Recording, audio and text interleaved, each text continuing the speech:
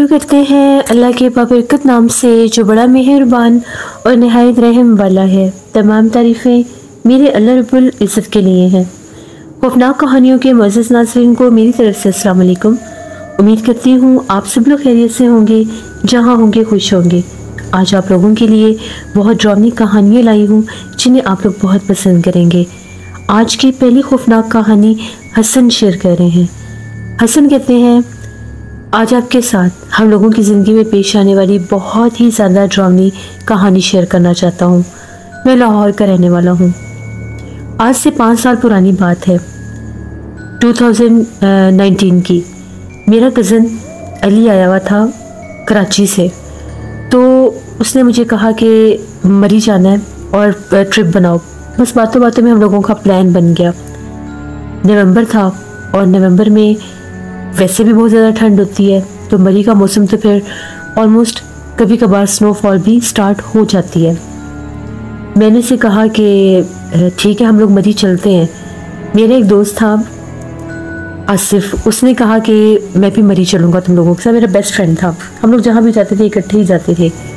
हम लोगों का प्लान बन गया। हम लोगों ने घर बता दिया कि हम लोग तकरीबन 10 दिन के लिए मरी जा रहे हैं, शायद उसके आगे मरी के बाद हम लोग नॉर्थन एरियाज़ की तरफ भी जाएं। घर वालों ने परमिशन दे दी। मेरा कज़न 1 माह के लिए हम लोगों के पास रहने के लिए आया हुआ था। हम लोग लाहौर से इस्लामाबाद पहुँचे, फिर उसके बाद हम लोग मरी चले गए। मॉल रोड पर ही हम लोगों ने एक होटल में बुकिंग करवाई, रूम नंबर 15। मैं उस होटल का एग्जैक्ट नेम नहीं बता सकता। हम लोग जब वहाँ पर पहुँचे तो रात तकरीबन 11 साढ़े 11 बजे का टाइम था। ठंड इस हद तक थी, इतनी ठंड थी और बारिश हो रही थी, ऐसे लग रहा था कि पता नहीं सारी सर्दी वहीं पर है। बहरहाल हम लोगों ने खाना खाया। उसके बाद कुछ देर हम लोग कमरे में बैठे, तकरीबन बातें करते करते 1:30 पौने 2 बज गए। अब जो मेरा कज़न था अली, जो कराची से आया हुआ था, वो तो रात को सोता ही नहीं था। उसे बहुत बुरी आदत थी, वो फजर तक जागता रहता था और जब फजर की अजान होती थी कभी नमाज़ पढ़कर सो जाता था और कभी वैसे ही सो जाता था। हम लोग सफ़र के थके हुए थे, हम लोगों को तो नींद आ गई। हम दोनों सो गए, मैं भी सो गया, आसिफ भी सो गया। थोड़ी देर गुजरी, उसने हमें जगाना शुरू किया और ये कहा कि चलो चाय पीने चलते हैं। 2:45 बजे का टाइम। हमने से कहा कि भाई ये कौन सा टाइम है चाय का? उसने कहा कि नहीं, तुम लोग सोने के लिए आए हो इतनी दूर से, तुम लोगों ने नींद पूरी कर ली, चलो चाय पीने चलते हैं। हम लोग निकले वहाँ से बाहर। जैसे हम लोग उस रूम से बाहर निकले तो सामने एक गैलरी थी। हम लोग क्या देखते हैं कि जिस तरह से गैलरी में कोई औरत खड़ी हुई है और उसने बिल्कुल लॉन्ग सा ड्रेस पहना था, वाइट कलर का गाउन टाइप जो होता है वो पहना हुआ था।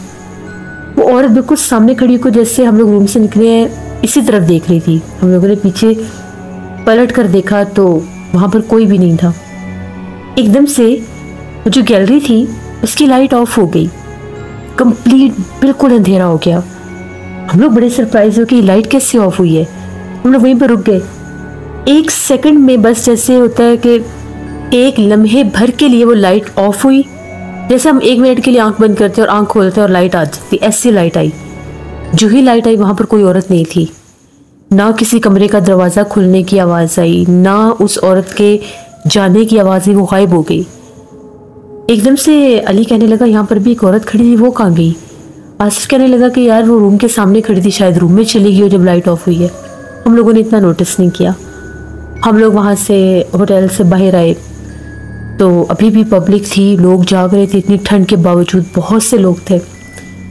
तो वहाँ पर कॉर्नर पर ही एक था चाय का एक सेटअप बना हुआ था, वहाँ पर हम लोग गए। हम लोगों ने चाय ली। जो मेरा कज़न था बड़ा खुश हो रहा था, मोबाइल पर तस्वीरें वगैरह सारी ले रहा था। चाय पीते पीते हम लोगों को 3:45 बज गए। मैंने से कहा कि चलो अब चलते हैं। वापस जब हम लोग आए तो जैसे ही हम लोग अपने फ्लोर पर आए और अपने रूम की तरफ जाने लगे तो क्या देखते हैं कि वही औरत जिस तरह से हम लोगों के कमरे के बाहर खड़ी है। अब आसिफ ने नोटिस किया और ये कहने लगा कि ये तो वही औरत है, इतनी रात को हमारे कमरे के बाहर क्या करिए, ये है कौन? हम लोग उससे, जैसे हम लोग अपने कमरे की तरफ जो ही भागे, एकदम से वो जैसे गायब होगी, कहीं थी ही नहीं। हम लोग हैरान परेशान कि ये हो क्या रहा है, वो औरत, वो क्या चीज़ है, 1 सेकंड के लिए सामने जाहिर होती है, खड़ी होती है, हम देख रहे हैं तो वो कहीं गायब होगी, आंखों से ओझल हो गई, बिल्कुल हम लोगों के कमरे के सामने। हम लोगों ने देखा कमरे का जो रूम था वो लॉक था, डोर लॉक था। हम लोग बड़े परेशान, चारों तरफ देखा, कहीं कुछ भी नहीं, बिल्कुल खामोशी, सन्नाटा। कमरे का दरवाजा खोला, अंदर आए, बहुत ज्यादा डरे हुए थे, एकदम से खौफजदा हो गए। तीनों सर पकड़कर बैठ के कि आखिर वो औरत कौन थी और कहाँ पर गई। बहुत ज्यादा एक अजीब और भयानक खौफजदा मंजर हो गया। अब तो जो अली था वो भी थोड़ा सा घबरा गया और कहने लगा कि शायद हमारा वहम हो। हमने से कहा कि इतना वहम कैसे हो सकता है, अब तकरीबन 25 से 30 कदमों के फासले पर अगर कोई होगा तो वो वहम तो नहीं हो सकता। हम लोगों ने रूम लॉक किया, अपने अपने बिस्तर हम लोगों ने ऊपर ब्लैंकेट वगैरह, रज़ाइयाँ वगैरह ली, सोने की कोशिश करने लगे। डर था कि जहन और दिल पर सवार हो गया। अभी बिस्तर में लेटे हुए 10 मिनट ही गुजरे होंगे, एकदम से ऐसा महसूस हुआ कि कमरे की जो खिड़की है, एकदम से खिड़की बहुत जोर से जैसे खुल गई। इतनी ठंडी यख हवा, इतनी ठंडी यख हवा आई कि हम लोग हैरान हो गए कि कमरे का टेम्परेचर कैसे बदल गया। एकदम से मैं उठा, कमरे की खिड़की खुली हुई थी। मैंने उन लोगों से कहा कि खिड़की किसने खोली है। उन लोगों ने कहा कि हमने तो नहीं खोली। जो ही मैं खिड़की के करीब गया, मुझे एक औरत के रोने की आवाज़ें आ रही थी। तो बस तकफिरुल्लाह, वो आवाज़ इतनी भयानक थी, इतनी भयानक थी जैसे कोई सिसकियों में रो रहा है। मेरी चीख निकल गई और मैं पीछे हटा और मैं एकदम से जैसे मेरा पाँव बैंड हुआ, मैं गिर गया। इतने में ये लोग भी जाके कहते क्या हुआ है। मैंने उन लोगों को कहा कि इधर खिड़की के पास खड़े हो। वो लोग खिड़की के करीब आए तो किसी औरत की रोने की आवाज़ें आ रही थी। अब जब बाहर झांक कर देखा, बाहर कुछ भी नहीं, बिल्कुल अंधेरा, सन्नाटा, जैसे वो जंगल का समा होता है और अजीबोगरीबो जैसे दरख्त हैं। वहाँ से रोने की आवाज़। हम लोगों ने फ़ौरन से खिड़की बंद की, कर्टन आगे कर दिए। अब वो रोने की आवाज़ बहुत ज़्यादा करीब आने लगती। हम लोग तो बहुत ज़्यादा डर गए कि ये हो क्या रहा है। अभी हम लोग जाग रहे थे, तीनों आवाज़ें सुन रहे थे, सोने का तो सवाल ही पैदा नहीं होता था। एकदम से जो बाथरूम था, बाथरूम का जिस तरह से बाकायदा बहुत ज़ोर से अंदर की तरफ से किसी ने दरवाज़ा ज़ोर ज़ोर से खटखटाना शुरू कर दिया। जिस टाइम बाथरूम के दरवाजे पर नॉकिंग हुई, दस्तक हुई, फिर हम लोगों ने पलट कर नहीं देखा। हम लोगों ने दूसरी तरफ फेंके। जो हम लोगों के शूज़ वहाँ पर पड़े थे, जैसे पड़े थे, हम लोग निकले रूम से बाहर, भागे नीचे रिसेप्शन पर। लोगों ने लोगों से जाकर शिकायत की और कहा कि ये उस कमरे में हम लोगों के साथ माजरा हो रहा है, क्या मसला है यहाँ पर ऐसा। अब वहाँ पर उस टाइम रिसेप्शन पर उनका मैनेजर तो नहीं था, एक दो और वहाँ पर जो बुकिंग स्टाफ था वो लोग थे। पहले वो चेक करने लगे, सर ऐसा कुछ भी नहीं है, ये है वो है। हमने से कहा कि हमारे साथ चलो और देखो क्या है क्या नहीं। वो आदमी हमारे साथ आया, उसने पूरी गैलरी चेक की, कमरा चेक किया, खिड़की के पास गया, खिड़की खोल कर देखी, कहीं कुछ भी नहीं। बाथरूम खोल कर देखा, बाथरूम भी बिल्कुल वैसे का वैसे ही था। उसने कहा सर यहाँ पर तो कोई मसला नहीं है, आप लोगों को कैसे फील हो रहा है। अब हम लोग उसको कहने लगे कि नहीं यहाँ पर कुछ ना कुछ तो है, हमारा रूम चेंज कर दो। उसने कहा कि ऐसे तो मैं रूम चेंज नहीं कर सकता, यहाँ पर तो सारे रूम बुक हैं, तो आप लोग किसी तरह से अकोमोडेट करें, एडजस्ट करें, ऐसा वैसा कुछ भी नहीं है। अगर आपको फिर कोई प्रॉब्लम होती है तो आप फ़ौरन से बता दीजिएगा। अब समझ में नहीं आ रहा था कि इसको क्या कहें। वो कमरे में आया तो कुछ भी नहीं, खैर वो चला गया। हम लोग फिर कमरे का दरवाज़ा बंद किया। अभी 4:45 हो गए सारे मामले में। 5:30 बजे तो वैसे भी अजान शुरू हो जाती है फजर की सर्दियों में। तो हम लोग अभी जाग रहे थे, बैठे हुए थे कि ये सब क्या हुआ था, वो रोने की आवाज़ किसकी थी, बाथरूम में क्या था। अभी हम लोग बातें कर ही रहे हैं, एकदम से हम लोगों के जहाँ पर बैग रखे हुए थे, कॉर्नर में बैग रखे हुए थे, वहीं पर वो विंडो थी और उसके आगे कर्टन से एकदम से बहुत ज़ोर से, जिस तरह से किसी अनदेखे वजूद ने एक लगेज बैग था हम लोगों का, वो उठाकर बहुत ज़ोर से बाथरूम के दरवाजे के आगे फेंका। अब बाकायदा उस रूम में कुछ ना कुछ था। हम लोग तो इतने खौफज़दा हुए, फिर हम लोगों का वही हाल। अब डर लगे कि करें तो करें क्या, सारे एक बेड के ऊपर खौफ से थर थर काँप रहे हैं कि क्या हो रहा है, ये क्या हो कैसे सकता है। तभी खिड़की के बाहर से फिर एक औरत के खौफनाक कहके की आवाज़ सुनाई दी।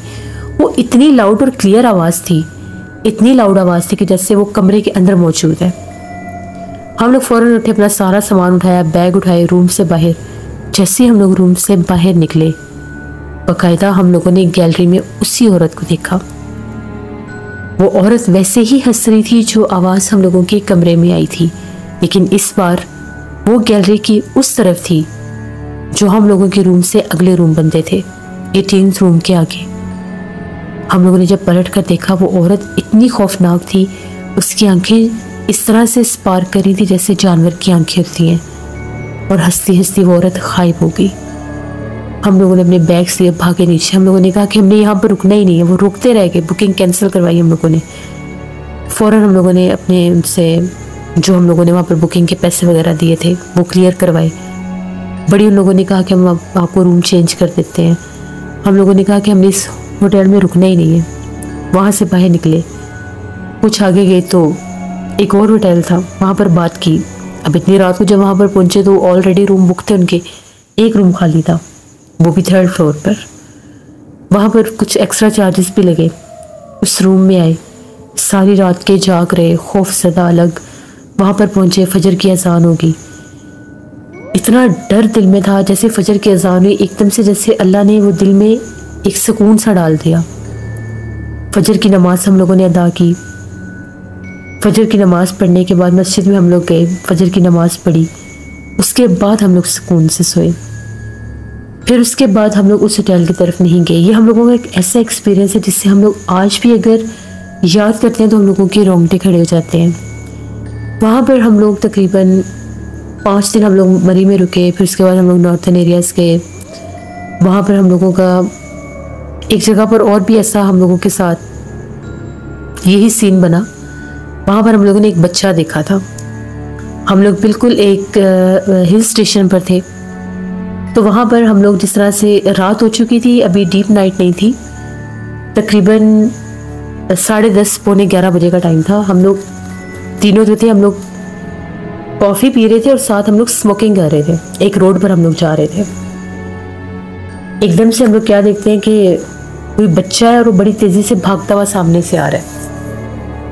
बड़ी तेज़ी से वो बच्चा भाग रहा था, छोटा सा बच्चा भागता भागता एकदम से बच्चा हम लोगों के सामने आकर खड़ा हो गया।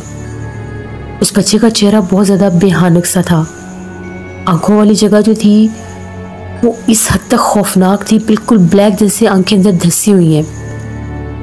और नोज़ जो थी वो बड़ी अजीब सी नोज़ थी। उसको देखकर हम लोग एकदम रुक गए कि ये क्या चीज़ है। थोड़े से पीछे हटे तो वो जो बच्चा है वो लेफ्ट साइड पर, जैसे वो बच्चा दरख्तों की तरफ भागा, बच्चा गायब हो गया। हम लोगों की तो बहुत बुरी हालत हो गई। कंधे हम लोगों के इतने भारी हो गए, सर भारी हो गया। हम लोग फ़ौरन वहाँ से वापस आए। जब हम लोग वापस अपने होटल की तरफ आए तो वहाँ पर कुछ और लोग भी थे। हम लोग वहाँ पर डिस्कशन कर रहे थे, तो बातों बातों में उनसे भी बात हुई इस टॉपिक पर। तो उन लोगों ने कहा कि जिस साइड पर आप गए हैं हम लोग भी उस तरफ गए थे। वहाँ पर शाम के वक्त भी हम लोगों ने इसी तरह से एक बच्चे को देखा था। मुझे कहा से इब्सत है। तो ये 2 वाक़यात हम लोगों के साथ हुए आज से 5 साल पहले, जो मैंने आपके साथ शेयर किए। बहुत शुक्रिया हसन आपका। इस नॉर्दर्न एरियाज़ में बहुत से ऐसे मकामात हैं जहाँ पर जिन्नात का बसेरा। बहुत से लोग कहते हैं जी ऐसा कुछ नहीं है, वैसा कुछ नहीं है, लेकिन अगर हम लोग कुरान पाक की रूह से देखें, कुरान पाक में जैसे जिन्नात के बारे में बताया गया, बाकायदा एक सूरत है, और ये भी बताया गया कि जिन्नात का जो मस्कन है, ठिकाना है, वो ऊंची चोटियाँ, पहाड़, गार और ऐसे इलाके ही होते हैं। तो जब कभी भी आप लोग ऐसी जगहों पर जाया करें नॉर्थन एरियाज़ में, तो अपना ख़ास ख्याल रखा करें। पढ़ते हैं एक और खौफनाक कहानी की तरफ। ये खौफनाक कहानी उस्मान शेयर कर रहे हैं। उस्मान कहते हैं कि आज आपके साथ अपनी ज़िंदगी में पेश आने वाली बहुत ही ज़्यादा ड्रामनी कहानी शेयर करना चाहता हूँ। आज से 8 साल पुरानी बात है। मैं एक ऑटो ड्राइवर था, तो मेरा ताल्लुक़ रावलपिंडी से है। मेरे साथ ऐसा हुआ कि सर्दियों का मौसम था, दिसंबर का, तकरीबन 15 या 16 दिसंबर होगी। मैं वापस आ रहा था घर अपने। बहुत शदीद ठंड थी, बहुत ज़्यादा धुंध भी थी। तो जब मैं वापस आ रहा था तो मुझे रास्ते में 2 औरतें मिली। बिल्कुल सुनसान सा एक रोड था, वहाँ पर मुझे वो औरतें मिली और टाइम होगा 11:45 बजे का। उन औरतों ने जैसे रुकने का इशारा किया। मैंने पूछा कि आपने कहाँ जाना है। उन्होंने मुझे इलाका बताया कि मैं फ़लाँ जगह पर जाना है। मैंने उन्हें कहा कि ठीक है बैठ जाए, इतनी रात को। पहले तो मैं नहीं जा रहा था, मुझे घर जाना था। फिर मैंने सोचा चलो अब ये भी मजबूर होंगी, इनको छोड़ देता हूँ। जो ही वो मेरे रिक्शे में बैठी, थोड़ा सा रिक्शा मैंने चलाया, एकदम से जिस तरह से मेरा रिक्शा बंद हो गया, रिक्शा चल ही नहीं रहा था। मैंने बड़ी कोशिश की कि रिक्शे को क्या हो गया, रिक्शा तो बिल्कुल ठीक था, ये हुआ क्या इसके साथ। बार बार उसको स्टार्ट करने की कोशिश कर रहा था, लेकिन ऑटो रिक्शा था वो चलने का नाम ही नहीं ले रहा था। वो औरतें पीछे बैठी हुई हैं, अजीबोगरीब को इनकी बोली थी, वो बोली बोल रही हैं, चेहरे उन लोगों ने अपने छुपाए हुए। मैंने उन्हें कहा कि पता नहीं अभी मेरा रिक्शा ठीक था, ये रिक्शा तो बंद हो गया, नहीं चल रहा। ऑलमोस्ट मैं 1/2 किलोमीटर मुश्किल गया होगा, रिक्शा बंद, दोनों साइडों पर सुनसान सड़क, बिल्कुल कोई आबादी नहीं, दरख्त ही दरख्त। मैंने माजरत की और कहा कि मैं आपको नहीं छोड़ सकता, तो रात बहुत ज़्यादा हो गई है, मुझे तो रिक्शा यहीं साइड पर खड़ा करना पड़ेगा, तो आप बराए मेहरबानी उतर जाएं। बड़ा उनको गुस्सा आया और कहने लगे नहीं तुम कोशिश करो, चल पड़ेगा। मैंने कहा कि ये नहीं चल रहा। मैं इधर से कोई रिक्शा रोकने की कोशिश करता हूँ, कोई और सवारी रोकने की कोशिश करता हूँ, कोई सवारी भी नहीं थी उस रात, ठंड अरूज पर थी। खैर उन लोगों ने भी देखा कि ये रिक्शा तो इसका ख़राब हो गया, वो मेरे रिक्शे से नीचे उतर आई। रिक्शे से नीचे उतर कर मैंने माजरत की उनसे, वो मुझे पैसे देने लगी। मैंने कहा पैसे बनते नहीं, मेरा तो रिक्शा ख़राब हो गया, पता नहीं मैं कैसे घर पहुँचूँगा। मेरे सामने मैं उनको खड़ा होकर देख रहा हूँ, मेरे से थोड़े से आगे बढ़कर जिस तरह से बड़े बहाने कह के लगाकर हंसने लगी ऊंची आवाज़ में। मुझे बहुत बुरा लगा कि एक तो मेरा रिक्शा ख़राब हो गया, ऊपर से ये मेरा मजाक बना रही हैं, हंस रही हैं मुझ पर। मैं गुस्से से उनकी तरफ देख रहा था। अभी मैं गुस्से से उनकी तरफ देख ही रहा था तो एकदम से जिस तरह से मैं उनको अभी देख रहा हूँ, मेरे देखते देखते वो जो दोनों औरतें थी वो गायब हो गई सड़क के ऊपर। वो औरतें कहीं है ही नहीं, पूरी सड़क खाली। मैं इतना डर गया कि ये कैसे हो गया। मैंने आयतुल कुर्सी पढ़ना शुरू कर दी। मैं इतना खौफज़दा था कि मुझे ऐसा लग रहा था मेरा दिल बंद हो जाएगा। मैंने आयतुल कुर्सी पढ़ते पढ़ते जैसे रिक्शा स्टार्ट करने की कोशिश की, रिक्शा स्टार्ट हो गया, जो पहले ऐसे जैम हो गया था कि जैसे कभी चलेगा ही नहीं। मैं अभी भी आयतुल कुर्सी पढ़ा था, रिक्शा चल बहुत स्लो रहा था लेकिन स्टार्ट हो गया, ये मेरे लिए काफ़ी था। जो ही मैं उन दरख्तों के पास से गुजरा तो मुझे एक भयानक आवाज़ सुनाई दी, और वो आवाज़ ये थी कि तुम्हें आयतुल कुर्सी ने बचा लिया, अगर तुम आयतुल कुर्सी ना पढ़ते तो हम तुम्हें जान से मार देती, दोबारा रात को इस तरफ मत आना। मैं फिर मुसलसल आयतुल कुर्सी पढ़ता रहा। बड़ी मुश्किल से मैं अपने घर पहुंचा। घर पहुंचकर मुझे बड़ा सा बुखार हो गया। अगले दिन कुछ मेरी तबीयत संभली दोपहर के टाइम, तो मैं अपना रिक्शा लेकर वर्कशॉप गया। जो मैकेनिक है वो कहता है कि मुझे समझ में नहीं आ रहा कि आपके ऑटो के साथ हुआ क्या है, इसका तो इतनी बुरी तरह से डैमेज हुआ है, उसका पूरा वो जो इंजन था, उसके पूरा वो जो बॉडी थी नीचे से, वो सारी टूट चुकी थी और कुछ भी नहीं हुआ था। मैंने बड़ा अपने रिक्शे का काम करवाया, बहुत पैसा लगाया। कुछ अर्सा ठीक रहता था फिर ख़राब हो जाता था, कुछ अर्सा ठीक रहता था ख़राब हो जाता था। जब भी मैं जिस तरह से अल्लाह पाक का नाम होता है वो अपने रिक्शे में लगाता था, मेरा रिक्शा ठीक रहता था। अगर कभी वॉश करना, उतार देना, उतार बैठना, तो वो रिक्शा फिर ख़राब हो जाता था। एक रात की बात है, मेरी मिसेस की आंख खुली तो वो कहती है कि मैं बाहर निकली तो हम लोग, मेरा जो रिक्शा था अपने सहन में खड़ा करते थे, सहन काफ़ी बड़ा था हम लोगों का। फिर बाथरूम में जाने के लिए आंख खुली, तो जब वो बाथरूम में जाने लगी तो वो देखकर कहती हैं कि मैंने आपके रिक्शे में एक औरत को बैठे देखा। इतनी भयानक औरत थी, सुर्ख रंग का लिबास था, बाकायदा रिक्शे के अंदर बैठी हुई है। वो कहती है कि मेरा ध्यान उस तरफ ऐसे गया कि जब मैं वॉशरूम में जाने लगी तो मुझे चूड़ियों की आवाज़ आई। मैंने कहा इतनी रात को चूड़ियाँ किसने पहनी है। मेरी नज़र पड़ी तो खौफनाक चेहरे वाली औरत उस रिक्शे में बैठी हुई थी। एकदम से मेरी मिसेस की जब वो खौफज़दा होकर पीछे हटी तो वो गायब हो गई। मैंने फिर वो रिक्शा बेच दिया। एक अल्लाह वाले से मेरी बात हुई, अल्लाह के नेक इंसान थे कोई, उनसे बात हुई तो उन्होंने कहा कि वो जो औरतों के रूप में मैंने जो सवारियाँ बिठाई थी अपने रिक्शे में, वो चुड़ैलें आफतें थी, उन्हीं का बसेरा था मेरे रिक्शे पर। अल्लाह पाक का जब नाम बीच में लगता था तो वो पीछे हट जाती थी। किसी वजह से याद नहीं रहता था, या ऐसी चीज़ें भटका देती हैं दिमाग को, तो वो नज़र आ जाती थी। ये मेरी ज़िंदगी का एक ऐसा वाक़या, एक ऐसा हिस्सा जिसे मैं फरामोश नहीं कर सकता, जो मैंने आपके साथ शेयर किया। बहुत शुक्रिया उस्मान आपका। लिसनर्स, ये थी आज की खौफनाक कहानियाँ। मैं उम्मीद करती हूँ आप लोगों को पसंद आई होंगी। आप लोग भी अपनी खौफनाक कहानियाँ शेयर कर सकते हैं डिस्क्रिप्शन बॉक्स में दिए गए ईमेल आईडी nusheenmir57@gmail.com पर। इसके अलावा आप लोग मुझे कमेंट बॉक्स में भी स्टोरी शेयर कर सकते हैं। नाना जी की कहानियों में बहुत डरावनी कहानी आएगी, ज़रूर विज़िट करिएगा। खूनी सैटरडे में भी कहानी आएगी, उसको भी विज़िट करिएगा और सब्सक्राइब करिएगा। स्कैरी उर्दू टेल्स मेरी सिस्टर का चैनल है, उनको भी जाकर सब्सक्राइब करें एंड सपोर्ट करें। हॉरर स्टोरीज़ विद हारून मेरे भाई का चैनल है, उनको भी जाकर सब्सक्राइब करें एंड सपोर्ट करें। अपना बहुत सा ख्याल रखिएगा। अपनी ढेरों दुआओं में मुझे, मेरी फैमिली, मेरे पूरे पाकिस्तान को याद रखिएगा। Thank you for listening my stories. Stay tune. अल्लाह हाफिज़।